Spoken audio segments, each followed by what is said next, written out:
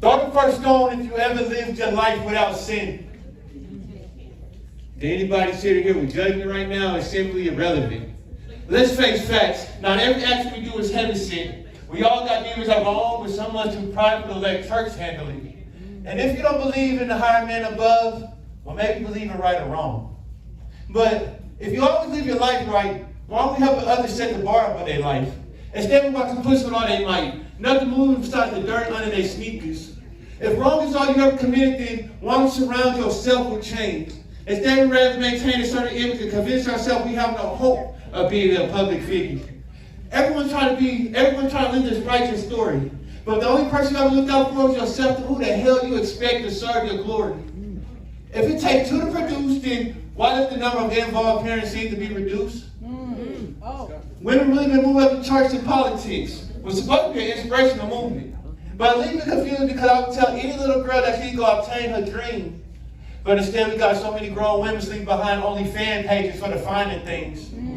A man that has to steal in order to function, I'll tell him, bro, as quick as you swipe, it's as quick as you can give. Once you truly believe in giving or taking, the treasure you've been searching for will be revealed. And that's the kind of like trust that you can build. Oh, kids forever talk about how they circled and ran their city.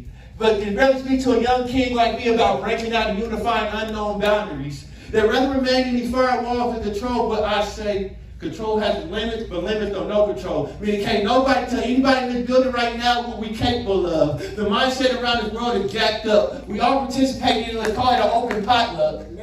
I read the term hood in the dictionary. Guess what words is associated with us? Delinquent, punk, thug, troublemaker.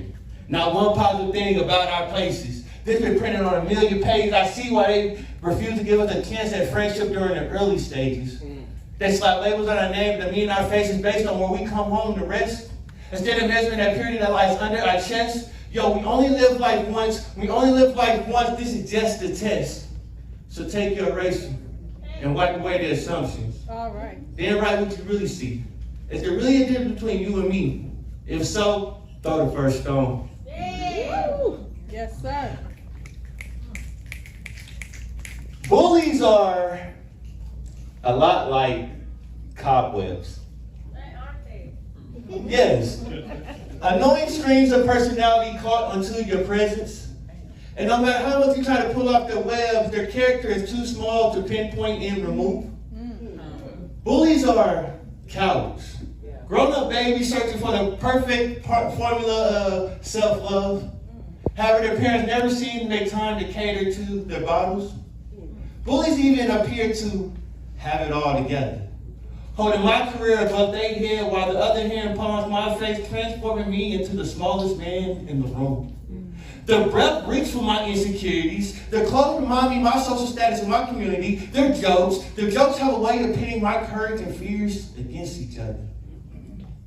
So many lonely moments in my bedroom, resting my arms around the knees of my vulnerability. The peak of my knees drinks under the waterfalls in my eyes. Bullies gave me a lot of my first time experiences. Yeah, the first time that I learned the term hurt can compare to bullets. No sense of direction, but will attack anything that's targeted towards. The first time that my smile learned that sometimes it has to fight back, constantly being beaten to the point that my teeth begged to shatter. Hell, the first time I was mad at my mom for not making Mike Tyson my father. Because at least I would have somebody to hold the punching bag while I punch my miserable day right in the face. The first time I was stuffed in the locker of my innocence for not having interactions with girls, reminded by bullies my lack of sexual experience. The first time I felt death so close to my heart.